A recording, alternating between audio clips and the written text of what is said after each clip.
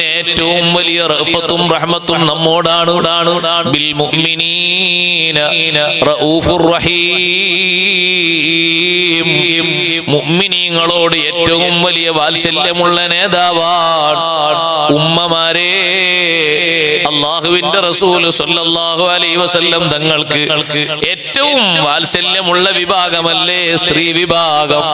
പക്ഷേ ആ മുത്ത് നബി സ്വല്ലല്ലാഹു അലൈഹി വസല്ലം തങ്ങളെ നമ്മൾ മറന്നുപോയോ? നിങ്ങൾ പുറത്തുകൂടെ നടക്കുമ്പോ ഏതാണ് പെണ്ണേ, നീ മുസ്ലിമാണോ അതല്ല അമുസ്ലിമാണോ എന്ന് ചോദിക്കേണ്ട ദുർഗതിയിലേക്ക് നമ്മുടെ വേഷവിധാനങ്ങൾ മാറുമ്പോ നിങ്ങൾ മറന്നത്, നമ്മൾ മറന്നത് അല്ലാഹുവിന്റെ റസൂലിനെയാണ്. നമുക്ക് ജീവിതം നൽകിയത് നബി സല്ലല്ലാഹു അലൈഹി വസല്ലം തങ്ങളാണ്. സ്ത്രീത്വത്തിന് ഏറ്റവും വലിയ പരിശുദ്ധി നൽകിയത് അല്ലാഹുവിന്റെ റസൂലാണ്. സ്ത്രീകൾക്ക് സ്വത്തിന്റെ അവകാശം വിവിധ തുറകളിൽ വാങ്ങിത്തന്ന് വിശദീകരിച്ചത് അല്ലാഹുവിന്റെ റസൂലാണ്. സ്ത്രീ വീട്ടിൽ ഏറ്റവും വലിയ ബറക്കത്തുള്ള അംഗമാണെന്ന് ലോകത്തെ പഠിപ്പിച്ചത് സയ്യിദുനാ റസൂലുള്ളാഹി സ്വല്ലല്ലാഹു അലൈഹി വസല്ലം തങ്ങളാണ്. ഒരാൾക്ക് ആദ്യം ജനിക്കുന്ന കുട്ടി പെൺകുട്ടിയാണെങ്കിൽ ഏറ്റവും വലിയ ബറക്കത്തുള്ള കുടുംബജീവിതം അയാൾക്ക് ലഭിക്കുമെന്ന് നബി സല്ലല്ലാഹു അലൈഹി വസല്ലം തങ്ങൾ ലോകത്തെ പഠിപ്പിച്ചില്ലേ? ആൺകുട്ടികളെ പറ്റി പറയാത്തൊരു ഭാഷയാണ് ഇന്നഹാ മൂനിസത്തുൻ മുബാറക. പെൺകുട്ടി മൂനിസ, അത് ടൈം പാസ് നൽകുന്ന ഒരു മുത്താണ്. സമയം പോക്കിന് അല്ലാഹു തആല നൽകുന്ന ഏറ്റവും നല്ല സംവിധാനമാണ് സ്ത്രീ സമൂഹമെന്ന് ലോകത്തെ അല്ലാഹുവിന്റെ റസൂല് പഠിപ്പിക്കുമ്പോ അവിടുന്ന് പറഞ്ഞൊരു തട്ടം തായോട്ട് വലിച്ചിട്ടോ, അവിടുന്ന് പറഞ്ഞ മറക്കാൻ പറഞ്ഞ കയ്യും അവിടുന്ന് മറക്കാൻ പറഞ്ഞ കാൽത്തണ്ടയും വെളിവാക്കിപ്പോയോ? കുറച്ചു കാലമല്ലേ മറച്ച് നടക്കേണ്ടി വരികയുള്ളൂ. ഒന്നുകിൽ ഒരു 40 വർഷം, അല്ലെങ്കിൽ ഒരു 50 വർഷം, ഏറിപ്പോയാൽ ഒരു 60 വർഷം. അതിലപ്പുറം ജീവിക്കുന്നവര് വളരെ കുറവല്ലയോ? തക്ലീഫിന്റെ കാലം കഴിഞ്ഞൊരു 40 വയസ്സ്, അല്ലെങ്കിൽ ഒരു 50 വയസ്സ്, ഒരു 60 വയസ്സ് പുറത്തേക്ക് ഇറങ്ങുന്ന ആ ഒരു സന്ദർഭത്തിൽ ചിട്ടവട്ടങ്ങളോടെ നടക്കുമ്പോ മുത്തുനബി തങ്ങളെ ഓർമ്മയുള്ള പെണ്ണാണ്. അവിടുന്ന് വാങ്ങിക്കൊടുത്ത സ്ഥാനത്തിന് നന്ദിയുള്ള പെണ്ണാണ്. അല്ലാഹുവിന്റെ റസൂല് നടക്കാൻ പറഞ്ഞതിന് കൊഞ്ഞനം കുത്തിയില്ല. ആരാണ് എന്നോട് പറയാൻ എന്ന് യുക്തിവാദി ചോദിക്കും പോലെ ചോദിച്ചില്ല. എന്റെ കരളിന്റെ കഷ്ണമായ അഷ്റഫുൽ ഖൽഖ് സ്വല്ലല്ലാഹു അലൈഹി വസല്ലം എന്റെ ജീവിതത്തിനും എന്റെ എല്ലാ വിഷയങ്ങൾക്കും എന്റെ രക്ഷക്കും ഏറ്റവും വലിയ കാരണമായ എന്റെ നേതാവ് എന്നോട് പറഞ്ഞൊരു കൽപ്പനയല്ലേ, ഞാനത് നല്ല പോലെ മറച്ചു നടക്കട്ടെ എന്ന് ചിന്തിച്ച് മുഅ്മിനീങ്ങളെ, നല്ല സന്തോഷത്തോടെ ഈമാനോടെ നടക്കുന്ന നമ്മൾ മറവോടുകൂടെ ജീവിക്കണം. മറക്കേണ്ടത് മുഴുവനും മറക്കണം. വീട്ടിൽ നിന്ന് നിങ്ങൾ നടന്നു വന്നത് നാട്ടിൽ എല്ലാവർക്കും പരിചയമുള്ള ഈ സ്വലാത്തിന്റെ മജ്ലിസിലേക്കാണെങ്കിലും, ഇക്കാണുന്ന അങ്ങാടിയിലേക്കാണെങ്കിലും, തൊട്ടടുത്തുള്ള അപ്പുറത്തുള്ള മദ്രസയിലേക്കാണെങ്കിലും, പള്ളിയുടെ സമീപത്ത് വന്നിട്ട് ഒരു പ്രത്യേക കാര്യം പറയാനാണെങ്കിലും, ഇവിടെയുള്ള ഏതെങ്കിലും പഞ്ചായത്ത് ഓഫീസിലേക്കാണെങ്കിലും, വീട് വിട്ട് നിങ്ങൾ പുറത്തിറങ്ങുമ്പോ കാത്തു സൂക്ഷിക്കേണ്ട വിശുദ്ധിയിൽ നിന്ന് ഒന്നുപോലും കുറഞ്ഞു പോകണ്ട. ആയിഷ ഉമ്മയെ കാണാൻ, ഫാത്തിമ ബീവിയെ കാണാൻ എന്തൊരു ചന്തമാണ്. 24 വയസ്സ് ജീവിച്ച ഫാത്തിമ ബീവി റളിയല്ലാഹു അൻഹ അധിക പേരും കണ്ടിട്ടില്ല. സ്വഹാബിമാര് അധിക ആളുകളും കണ്ടിട്ടില്ല. കുട്ടിക്കാലത്ത് മുത്തുനബി സല്ലല്ലാഹു അലൈഹി വസല്ലം തങ്ങളോടൊപ്പം നടക്കുന്ന അവസ്ഥയിൽ ഫാത്തിമ ബീവിയെ കണ്ടവരൊഴികെ ഫാത്തിമ റളിയല്ലാഹു അൻഹയെ വകതിരിവെത്തിയതിനു ശേഷം മിക്ക പേരും കണ്ടിട്ടേയില്ല. പുരുഷന്മാരുടെ ക്ലാസ്സിൽ വെച്ച് അള്ളാഹുവിന്റെ റസൂൽ ഒരു ചോദ്യം ചോദിച്ചില്ലേ, സ്ത്രീകൾക്ക് ഏറ്റവും ഖൈറായ കാര്യം എന്താണെന്ന്? ഉത്തരം പറയാതെ എല്ലാവരും ക്ലാസ് പിരിഞ്ഞു പോയി. അടുത്ത സെഷൻ ആരംഭിക്കുമ്പോ അലി ഇബ്നു അബീ ത്വാലിബ് റളിയല്ലാഹു അൻഹു വന്നിട്ട് പറഞ്ഞു, ഉത്തരം കിട്ടി നബിയേ. എന്താണ് ഉത്തരമൊന്ന് പറയാമോ? അല്ലാ തറൈന الرجال ولا يرونه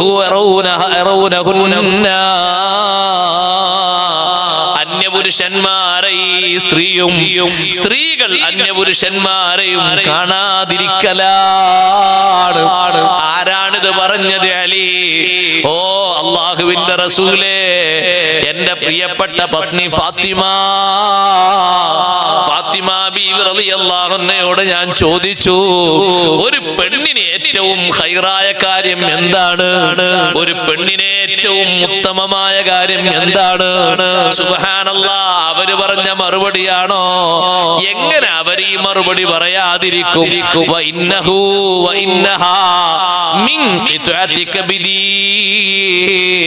ഫാത്തിമ മോള് എന്റെ കരളിന്റെ കഷ്ണമല്ലയോ? അവരെങ്ങനെ ഈ മറുപടി പറയാതിരിക്കും? ഫാത്തിമ ബീവി റളിയല്ലാഹു അൻഹയുടെ ഏറ്റവും നല്ല സൗന്ദര്യം, ഏറ്റവും നല്ല പൂർണ്ണതയുള്ള ശരീരം, ഏറ്റവും നല്ല പൂർണ്ണതയുള്ള സ്വഭാവം, അത് കാണേണ്ടയോ ഉമ്മമാരെ? ഫാത്തിമ ബീവി റളിയല്ലാഹു അൻഹ മഹ്ശറിൽ ഒരുമിച്ച് കൂടുമ്പോ അവര് പ്രത്യേക ഖൈമയിലാണ്, പ്രത്യേക ടെന്റിലാണ്. മറ്റു പലരും പരസ്യമായി നിൽക്കുമ്പോ ഫാത്തിമ ബീവിയെ കാണാനൊക്കില്ല, ഉമ്മഹാത്തുൽ മുഅ്മിനീങ്ങളെ കാണാനൊക്കില്ല. അവരെ കാണാൻ നല്ല ഓജസ്സും തേജസ്സും നിങ്ങളെ ശരീരത്തിന് വേണോ? അവര് നടന്നതുപോലെ നടക്കൂ, അതൊരു പഴഞ്ചനായി കരുതല്ലോ. ഏറ്റവും നല്ല സൗന്ദര്യമുള്ള ഫാത്തിമ ബീവി റളിയല്ലാഹു അൻഹയെ അങ്ങനെ വാർത്തെടുത്തത് ആരാന്നറിയോ സഹോദരിമാരെ? നമ്മുടെ നേതാവ് സയ്യിദുനാ മുഹമ്മദുർ റസൂലുള്ളാഹി സ്വല്ലല്ലാഹു അലൈഹി വസല്ലം തങ്ങളാണ്. ഫാത്തിമ ബീവി റളിയല്ലാഹു അൻഹയുടെ ജീവിതത്തിൽ ഒരിക്കൽ മാത്രമേ ആഭരണം ധരിച്ചിട്ടുള്ളൂ. നല്ലൊരു ആഭരണം ധരിച്ച് സന്തോഷത്തോടെ മുത്തുനബി തങ്ങളെ മുന്നിലേക്ക് ഫാത്തിമ ബീവി റളിയല്ലാഹു അൻഹ ഒന്ന് പോയി നിന്നപ്പോ അല്ലാഹുവിന്റെ റസൂൽ ആ ആഭരണത്തിലേക്ക് ഒരു നോട്ടം ഇങ്ങനെ നോക്കുന്നു. മാറ്റമില്ലാതെ തങ്ങളെ നോട്ടം കണ്ടപ്പോ ഫാത്തിമ ബീവി റളിയല്ലാഹു അൻഹക്ക് തോന്നിപ്പോയി, നബി തങ്ങൾക്ക് എന്റെ ഉപ്പാക്ക് ഞാൻ ഈ ആഭരണം ധരിച്ചത് അത്ര ഇഷ്ടമായിട്ടില്ലെന്ന് തോന്നുന്നുണ്ട്. ആ ആഭരണം അഴിച്ചുകൊണ്ട് അത് വിറ്റുകൊണ്ട് ആ കിട്ടിയ കാശിന് അടിമകളെ മോചിപ്പിച്ചു. തിരിച്ചു വന്നിട്ട് പറഞ്ഞു, അല്ലാഹുവിന്റെ റസൂലേ, പ്രിയപ്പെട്ട ഉപ്പാ, ആഭരണം ധരിച്ച് ഞാൻ നിങ്ങളെ മുന്നിലെത്തിയപ്പോ നിങ്ങളെ മുഖഭാവത്തിൽ നിന്ന് വായിച്ചെടുത്തത് അനുകൂലമായ പ്രതികരണമല്ല. അതുകൊണ്ട് തന്നെ ആദ്യമായി ധരിച്ചൊരു ആഭരണം ഞാനത് വിറ്റ് കളഞ്ഞു. കിട്ടിയ ദിർഹമിന് അടിമകളെ മോചിപ്പിച്ചു നബിയേ. അവരേറ്റവും അധികം ആഭരണം ധരിക്കുന്നൊരു ലോകം വരാറുണ്ട്. ഏറ്റവും നല്ലവണ്ണം ചമഞ്ഞു കൊണ്ടുപോകുന്നൊരു ലോകം വരാറുണ്ട്. പാരത്രിക ലോകത്ത് സ്വാലിഹീങ്ങളും ശുഹദാക്കളും അംബിയാക്കളും മൗലിയാക്കളും എല്ലാവരും ഒരുമിച്ച് കൂടിയ ദിവസം ഉമ്മമാരെ, ഫാത്തിമ ബീവിയുടെ മഹത്വം ഞാനും നിങ്ങളും കേൾക്കും. ദുനിയാവിൽ ആർക്കും മുഖം കൊടുക്കാതെ, ആരോടും വന്ന് നേർക്ക് നേരെ കൊഞ്ചിക്കുഴഞ്ഞ് സംസാരിക്കാതെ, സ്വീകരിക്കേണ്ട മറകളോടെ, സ്വീകരിക്കേണ്ട പവിത്രതയോടെ, സ്ത്രീത്വത്തിന്റെ ഏറ്റവും വലിയ പരിശുദ്ധിയോടെ ജീവിച്ച ഫാത്തിമ ബീവി റളിയല്ലാഹു അൻഹ പാലം കടക്കാനൊരുങ്ങുമ്പോ മാലോകര് മുഴുവനും കേൾക്കുന്നൊരു അനൗൺസ്മെന്റ് ഉണ്ട്. എന്താണ് അനൗൺസ്മെന്റ് എന്നറിയുമോ? അയ്യുഹന്നാസ് ഖുല്ലൂ അബ്സാറകും ഫഇന്നഹു ഖദ് ജാഅത് ഫാത്തിമത്തു ഇബ്നത്തു മുഹമ്മദ് സല്ലല്ലാഹു അലൈഹി വസല്ലം. ഓ മനുഷ്യരെ, ഒന്ന് കണ്ണ് ചിമ്മണേ. ഫാത്തിമ റളിയല്ലാഹു അൻഹ ഒന്ന് പാലം കടന്നു പോകട്ടെ. ലോകത്തുള്ള മുഴുവൻ ആളുകൾക്കും അല്ലാഹു തആല വലിയ അദബും അച്ചടക്കവും അവിടെ പഠിപ്പിക്കാൻ മാത്രം കാരണമാകുന്ന രീതിയിൽ ഈ ദുനിയാവിലുള്ള ഇട്ടാവട്ടത്തിൽ ചെറിയ സൗകര്യങ്ങളും സംവിധാനങ്ങളും ഒക്കെ ആഗ്രഹിച്ചുകൊണ്ട് 24 വർഷക്കാലം ജീവിച്ച ഫാത്തിമ ബീവി റളിയല്ലാഹു അൻഹയെ പടുത്തുയർത്തി പരിശുദ്ധിയുടെ ഏറ്റവും പരിഭാവനമായ സ്ഥിതിയിലേക്ക് ഉയർത്തിയത് ഉമ്മമാരെ അഷ്റഫുൽ ഖൽഖ് സല്ലല്ലാഹു അലൈഹി വസല്ലം തങ്ങളാണ്. ആ ഫാത്തിമ ബീവി ആ ഒരു പരിശുദ്ധി നമുക്ക് വരച്ചു കാണിച്ചു തന്നത് അംഗീകരിക്കാനാ, സ്വീകരിക്കാനാ. ഫാത്തിമ ബീവിന്റെ പേരിന്റെ കൂടെയുള്ളൊരു വാക്ക് നമ്മളും നമ്മുടെ മക്കൾക്ക് ഇടാറുണ്ട്. പക്ഷേ അതിന്റെ അർത്ഥത്തോടത് യോജിച്ചോളണമെന്നില്ല. ബറക്കത്തിനങ്ങനെ കടന്നോട്ടെ, ഞാൻ അതിനെ എതിർക്കുന്നൊന്നുമില്ല. പലരും എഴുതേണ്ട സുഖത്തിനും ഉച്ചരിക്കേണ്ട സുഖത്തിനും അങ്ങനെ ഇട്ടതും കാണാം. ഫാത്തിമ ബീവി ഫാത്തിമത്തുൽ ബത്തൂല, യഥാർത്ഥത്തിലുള്ള ബത്തൂലാണ് ഫാത്തിമ ബീവി. എന്താണ് ബത്തൂൽ എന്ന വാക്കിന്റെ അർത്ഥം? ബതല അനി ദുനിയാ കുല്ലിഹാ ഇലല്ലാഹ്. ദുനിയാവിന്റെ മുഴുവൻ സുഖങ്ങളിൽ നിന്നും അല്ലാഹുവിലേക്ക് മുറിഞ്ഞു വീണുപോയി. സുഖത്തിന് വേണ്ടി ഫാത്തിമത്തുൽ ബത്തൂൽ നമ്മളും ചേർത്ത് എഴുതാറുണ്ട്. പക്ഷേ ഇത് ഒറിജിനലാണ്. ഫാത്തിമ ബീവി റളിയല്ലാഹു അൻഹാ ദുനിയാവിന്റെ സുഖ സൗകര്യങ്ങൾ സ്വീകരിക്കുന്നതിന് പകരം ആത്മീയതയുടെ മുഖങ്ങൾ മാത്രമല്ലേ ഫാത്തിമ ബീവി റളിയല്ലാഹു അൻഹ സ്വീകരിച്ചത്. ഏറ്റവും അധികം ഫാത്തിമ ബീവി റളിയല്ലാഹു അൻഹ സങ്കടപ്പെട്ടത് തന്റെ ശരീരം മറ്റുള്ളവർക്ക് പ്രദർശിപ്പിക്കപ്പെടുന്ന ഒരു രംഗം ആലോചിച്ചുകൊണ്ടാണ്. ഫാത്തിമ ബീവിയുടെ അടുത്ത് എന്നും വന്ന് സംസാരിക്കുന്ന കൂട്ടുകാരിയായ നഫീസ എന്ന് പറയുന്ന സഹോദരി പറയുന്നു, ഫാത്തിമ ബീവി റളിയല്ലാഹു അൻഹ മുത്തുനബി തങ്ങളുടെ വഫാത്തിന് ശേഷം ഒരൊറ്റ തവണ മാത്രമേ ചിരിച്ചിട്ടുള്ളൂ. വേറൊരു പ്രാവശ്യവും ചിരിച്ചത് കണ്ടിട്ടേയില്ല. റബീഉൽ അവ്വൽ 12 തങ്ങൾ വഫാത്തായി. കൃത്യമായും 6 മാസമല്ലേ ഫാത്തിമ ബീവി റളിയല്ലാഹു അൻഹ ജീവിച്ചത്. ആ ഫാത്തിമ ബീവി റളിയല്ലാഹു അൻഹയുടെ അടുത്തേക്ക് നഫീസ എന്ന് പറയുന്ന സഹോദരി പറയുന്നു, ഞാനൊന്ന് പോയി നോക്കുമ്പോ ഫാത്തിമ ബീവി വല്ലാത്ത ബേജാറിലാണ്, പരിഭ്രമത്തിലാണ്. അവിടുത്തെ മുഖം കണ്ടിട്ട് തന്നെ പേടിയാകുന്നുണ്ട്. ചോദിച്ചു ഞാൻ, ഉമ്മ എന്തെങ്കിലും ടെൻഷൻ ഉണ്ടോ? ഒരൊറ്റ ടെൻഷൻ ഉണ്ട്, ഒരൊറ്റ സങ്കടമുണ്ട്. കുറെ ദിവസമായി ഞാൻ അതിനെപ്പറ്റി ഇങ്ങനെ ആലോചിക്കുന്നു, ചിന്തിക്കുന്നു. എന്ത് ചെയ്യണം എന്നൊരു പിടുത്തം കിട്ടാതെ വിഷമത്തിലാണ് ഞാൻ. എന്താണ് ഉമ്മ, ഒന്ന് പറയോ? എന്താ വിഷമം? പരിഹരിക്കാൻ പറ്റുന്നതാണെങ്കിൽ നമുക്ക് പരിഹരിക്കാം.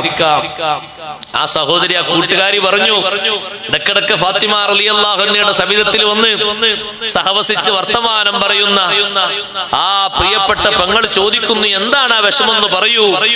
ഫാത്തിമ റളിയല്ലാഹു അൻഹ പറയുന്ന വിഷമം, നമ്മുടെ നാട്ടിലൊക്കെ ആധുനിക യുഗത്തിലെ സംവിധാനങ്ങളൊക്കെ ഇപ്പോഴുണ്ട്. പക്ഷേ അന്ന് ജനാസ കൊണ്ടുപോകുന്നത് 2 പലകയുടെ മുകളിൽ, ആ 2 പലക ഇങ്ങനെ ആണിവെച്ച് മേടിയ 2 പലക, ആ പലകയുടെ മേലെ ഈ ശരീരം, കഫൻ ചെയ്ത ശരീരം കിടത്തും. അതിന്റെ മേലെ ഒരു തുണി അങ്ങനെ പുതക്കും. പഴയ കാലത്ത് നമ്മുടെ നാട്ടിലും അങ്ങനെയായിരുന്നു. കാലുള്ളതൊക്കെ വരുന്നതിന് മുമ്പ് നമ്മുടെ നാട്ടിൽ പഴയ കാലത്ത് അങ്ങനെയായിരുന്നു. പിന്നെ അത് പടിയിലേക്ക് മാറി. മനസ്സിലാവില്ലേ? പടി പോരെ കിടക്കണ പടി, ഇപ്പൊ പടിയൊന്നുമില്ലേ? ഉണ്ട്. പിന്നെ അത് പടിയിലേക്ക് മാറി, കാരണം അതിന് കാലുണ്ടല്ലോ, കൊണ്ടുപോകാൻ സുഖമായിട്ട്. പിന്നെയാണ് അത് കട്ടിലേക്ക് മാറിയത്, തോളിൽ വെക്കാൻ പോകുന്ന ആധുനികത്തിലുള്ള കട്ടിലൊക്കെ. മുമ്പൊന്നും അങ്ങനല്ല. മുമ്പ് 2 പലകയിലാണ് കൊണ്ടുപോകല്, അല്ലേ? 2 പലകയിലാണ് കൊണ്ടുപോകും. ആ 2 പലക അപ്പുറത്തൊരാളെ തോളും ഇപ്പുറത്തൊരാളെ തോളുണ്ടാവും, കൊണ്ടുപോകും. കൂടുതൽ ആള് കൊണ്ടുപോകാനില്ലെങ്കിൽ ചിലപ്പോൾ ഏറ്റിക്കൊണ്ടുപോകും. ഈ പലകയുടെ മേലിൽ കിടത്തുന്ന എന്റെ ശരീരം കാറ്റടിച്ച് വീശുമ്പോ മുകളിൽ വിരിച്ച ആ തുണി ചുരുങ്ങി വന്നിട്ട് എന്റെ ശരീരത്തിന്റെ തടിയും വലുപ്പവും കാണൂലേ എന്ന് ചിന്തിച്ചിട്ടാണ് ഫാത്തിമ ബീവി റളിയല്ലാഹു അൻഹക്ക് വിഷമം. എന്റെ ഉമ്മമാരൊന്ന് ചിന്തിക്ക്, ഒന്ന് ആലോചിക്ക്, നമ്മളൊന്ന് മനസ്സിലാക്കി. ഒരു പെരുന്നാൾ കഴിഞ്ഞില്ലേ, ഇനി ഒരു പെരുന്നാൾ വരും. പാശ്ചാത്യൻ വസ്ത്രങ്ങൾ നമ്മുടെ വിപണിയിൽ സജീവമായി വരുമ്പോ അത് വിറ്റ് ചെലവാകാതിരുന്നാൽ തിരിച്ചു കൊണ്ടുപോകും. പക്ഷെ അങ്ങനല്ല വരുന്നത്. നല്ല വസ്ത്രങ്ങൾ വന്നിട്ട് അത് ചെലവാകാതിരുന്നപ്പോ കടക്കാരന് നഷ്ടാൻ തോന്നുമ്പോ അത് കൊണ്ടുപോയിട്ട് പുതിയത് വേറെ വാങ്ങിക്കൊണ്ടുവരാം. അങ്ങനെയുള്ളത്. ഞാൻ എന്റെ മോൾക്കൊരു വസ്ത്രം വാങ്ങാൻ വേണ്ടി 4 ടെക്സ്റ്റൈൽസ് കയറി ഇറങ്ങിയപ്പോ ഒരു ടെക്സ്റ്റൈൽസിന്റെ ആള് പറഞ്ഞു, ഉസ്താദേ നിങ്ങൾ ഉദ്ദേശിച്ച ആ വസ്ത്രം ഇവിടെ ഉണ്ടായിരുന്നു കഴിഞ്ഞ ആഴ്ച വരെ.